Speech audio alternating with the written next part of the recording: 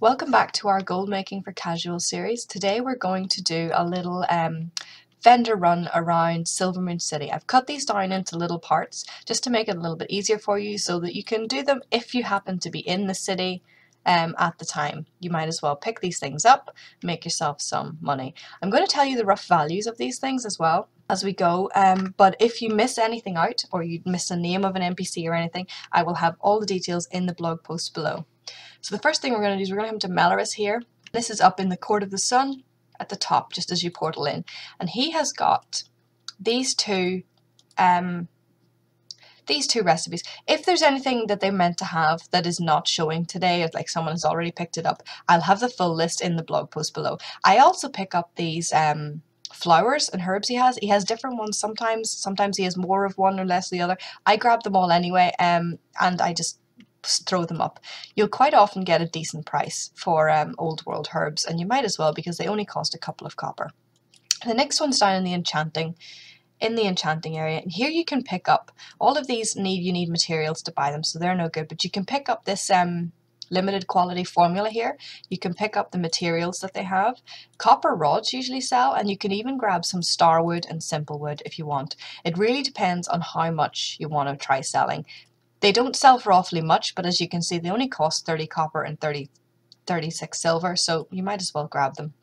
There's two more limited formulas here at the end, and you can buy these for non-limited formulas, but I find that they don't sell for very much at all, so I tend not to bother with them. I just buy the limited quality ones. Don't think there's anything over here. You can, if you want, buy this bag. He has 3 of these bags. I don't find they sell particularly well, but you can buy them. You can also buy paper and vanishing powder and the Virtuoso set. They sell as well, plain wooden staff. Those things you can all pick up if you want to give them a shot at selling them. They all work for this anyway. But I generally don't bother. I'll occasionally pick one up, but usually I won't bother with them. I'll just grab the recipes because people are always grabbing recipes off the auction house. Next is down here into the square. We're going to go to Yathan of Engineering Supplies. He has got, you can pick up Blacksmith hammer if you fancy it, but he has got some engineering things like silver contacts. You buy these for 80 copper here, and I usually sell these for 30 gold. The prices of those things we already picked up that I said I was going to tell you and then probably didn't tell you is, by the way, the Transmute Primal Might will sell for up to 600 gold. We picked that up for 6 gold. The Elixir of Camouflage is another 600 gold. Those little herbs will sell for 50 silver to a gold each, but you might as well pick them up for nothing. The formula in large prismatic shard will sell for about 500 gold. Those again, the enchanting mats will get about a gold each. Copper rod is about 4 gold. The star wood will get 2 gold. Simple wood will apparently get 8 gold. I don't know if you'll get a full 8 gold for it, but you usually get around 5 for those.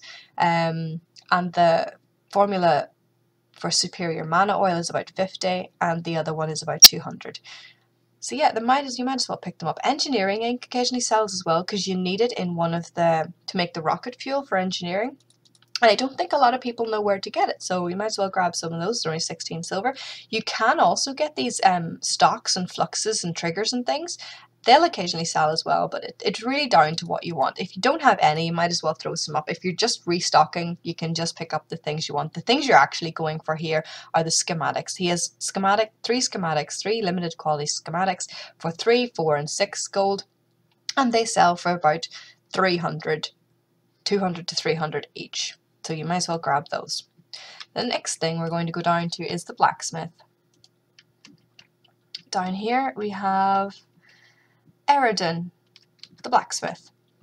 Now he again has blacksmith hammers, he has coal, he has all the flux things that you saw up there that you can grab again if you want to. He has a whole load of things you need mats to buy, which you obviously can't buy because you can't sell them on. But he has these 4 limited edition recipes here, and you usually have to go to one of the Outlands vendors to get these, so you might as well grab these if you're here. This one sells for 900, it's telling me, 50, 120 and 90. But you buy them all for a couple of gold each, so it's a profit either way. You can also go to those two I'm losing my voice. That's good. That's a good sign. You can also go to these two vendors here and you can grab the guns and bows that they have and try and sell those. They might sell. I'll give it a test in future and see and get back to you. But I don't tend to bother too much with the white armor with the wardrobe system. A lot of things tend to be only green stuff that you can actually transmog will sell. That's not to say the white armors won't sell and the grey armors won't sell, because they absolutely do, but they just don't sell as well and as quickly as they used to. Next is down here in the jewel crafting room. We're going to go to Gilnathus. I have no idea how you pronounce these names, by the way. And at the very end of all of his jewel crafting recipes, we have these 4, 1, 2, 3, and oh, grab that one too. Doesn't want to take it. And 4, and those will sell. They cost about 14 silver each, 20 silver, 60 silver, and they will sell for 200 gold, 400 gold, 6 gold, and 69 gold apparently. But either way, they only cost you silver, so it's a profit.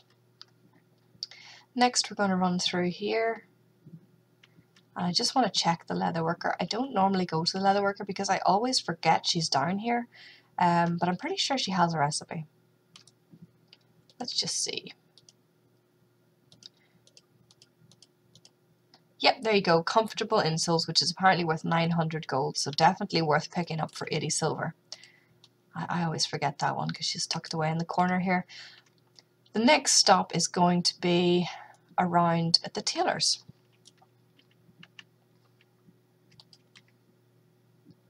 Trying to do this as quick as possible because I want to keep these nice and short.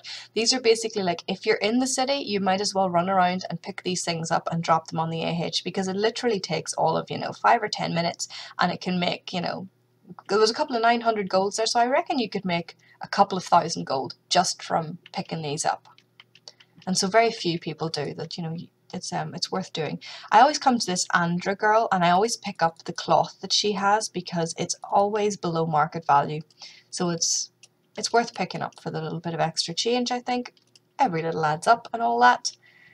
You can also buy those shirts and things and those outfits that she sells, and like I said, they will sell, but it's slow and it's not as good as it used to be, and I don't bother with it all the time. Sometimes I absolutely will, but most of the time I don't. The next one here is you can buy these ones, these 3 here that she's got, the netherweave tunics, and they'll sell for about 300, 100, and 300. And then there's this limited edition, limited edition. I keep saying that, I mean limited quantity. Bolt of soul cloth, which will sell for apparently 1,900. I don't think you'll get that, but it'll definitely go for a couple of hundred. And that's it, folks. You can also, as a bonus, if you are into buying the white armors and weapons, there's another weapon shop here and there, and there's another armor shop down at the bottom there that sells a nice grey scale mail set you can pick up and put on the auction house. What might be worth your while is running in here to Saffron and grabbing the blue wrapping papers, because wrapping papers will occasionally sell well, and they'll sell even better around events like Winter's Veil and all that kind of thing. You can make quite a killing selling wrapping paper if you sell it before that event kicks off, because once that event kicks off, all the vendors have it and things. So yeah, absolutely worth picking up. That's it. That's all the time it takes to do it, and then you just chuck those onto the AH. To do that, I'm going to run through it really, really quickly. We have more in-depth videos on it that you can find on our channel, but for now, you just go to TSM like this. I have a blank profile installed so that there's nothing on it. Go to groups, add a group name. We'll say vendor runs. Okay, and then just go through this and add over, click all the things that you picked up there. Bruiseweed, the designs, and just trying to grab these all quickly here to show you how it's done, but just click them all, click all those patterns, mage cloth, mage royale. You don't want to put the cloth and the herbs in it if you have, like say you have a group, if you have TSM already and you have a group for materials and things like that, you're not going to want to put the materials in here. Obviously you're going to want to keep those in your materials group. This is literally just if you have absolutely nothing and you don't want to have any professions or anything like that. You just want to sell the things you're picking up. So just bear that in mind when you're making these groups of what you're putting into them. Storm Ray, Strange Dust, just drop all of that in there. I think that's all of it. If it's not, it doesn't really matter. It's most of it. You can divide this up. You can go to management and create a subgroup here. You could create one for recipes, for example, because they're obviously going to be worth a bit more than the herbs, which are only worth 1 gold. Or you create a little group for the herbs or the things that are only worth 1 gold. It really depends how you want to set it up. And then you can fine tune the operations attached to them for this. But you know, there's a lot of videos on that on YouTube. For the absolute casual player, we're going to go with a really simple setup. So we're going to go to operations, which is everything in vendor runs. We're going to go to operations. We're going to go to auctioning here, create new operation. We're going to give it a title. We're going to call it vendor run. Click OK, add it to vendor runs. Going to go to post. And we're going to fiddle with our settings. We're going to rake it up to 48 hours because I don't want to be posting this every day. We're going to make our post cap up to 10. Maybe. You can adjust this. This just means how many it's going to post. For things like bruiseweed and your herbs and stuff, you it depends what way you want to post them. This is why dividing it into groups could be good. If you have a lot of these herbs collected up, you can throw the stackable things into a group and then say that you want a stack size of 5 or a stack size of 10 and you want to sell how many stacks of them. You can organize it better that way. This one's going to sell things in stacks of 1, so we're going to post a maximum of 10. You can keep some if you want. The max expires is handy, so if it is expired, like say 10 times, you can just sell it. It'll stop posting it and you can just sell it then. But this is this is where the actual business happens. Minimum price here. You can put in the minimum price that you bought it for in a gold value. If you're going to do that, I strongly suggest that you do divide your items up into smaller groups, for example, because you are not going to sell the herbs and cloth for more than 1 gold a piece, but you bought some of those recipes for 6 gold. So if you put in 6 gold as your minimum price just to cover the cost of those recipes, you're not going to sell your herbs for under that. So it's probably, if you're going to do it in a gold value, then put them in different groups that are, you know, loosely linked for their price. We're not going to do gold value. We're going to sell it for 150% of vendor buy. So that means the minimum price is going to be 50% more than what you bought it for. So you're at least going to make half of that back, minimum. The maximum price, you can leave that at 500 gold, to be honest, but some of those were worth quite a lot. You could make that 5,000 gold. It really depends where you want to set your limit. Nobody's going to buy these for 5,000 gold, but at the same time, you're probably not going to be posting them for that. The maximum price is rarely used unless people are being absolutely crazy and posting things like simple wood for 7,000 gold.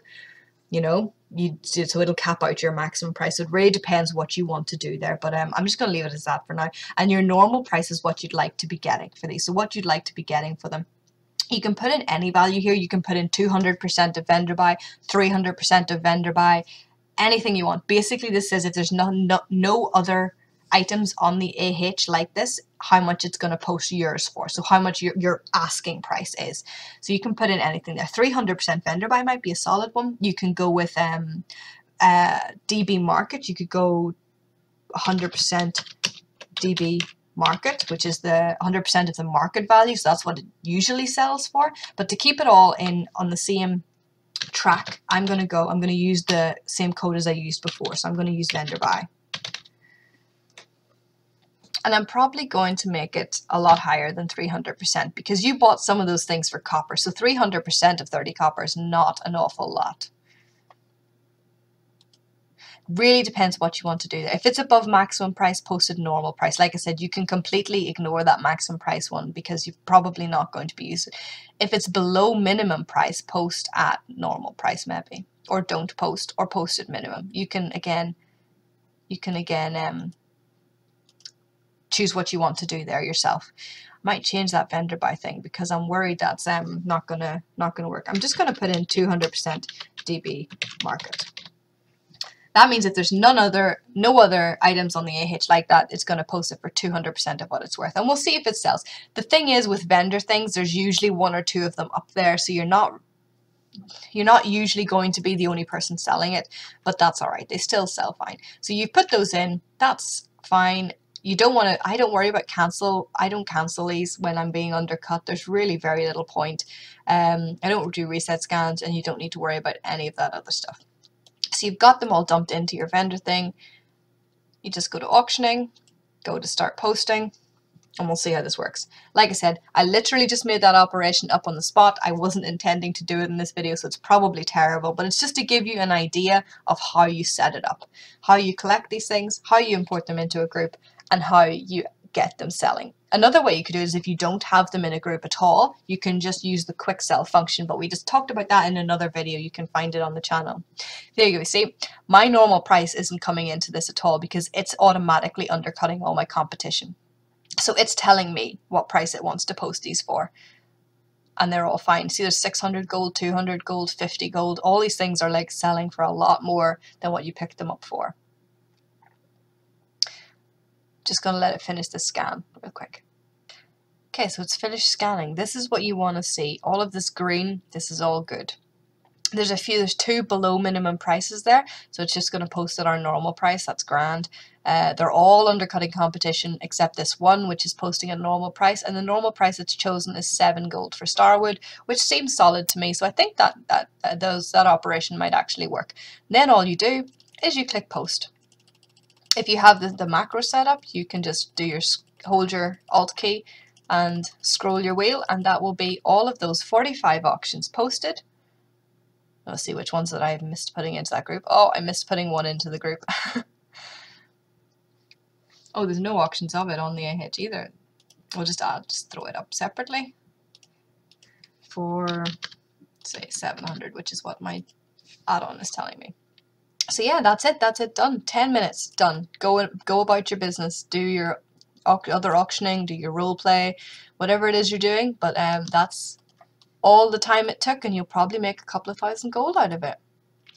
I hope you find this useful. If you did, please like and subscribe and leave me a comment down below to let me know. We'll be doing the other cities of the Horde Alliance in the coming weeks. If there's any that you'd like to see particularly, let me know down below, and I'll see you next time. Thanks for watching. Bye!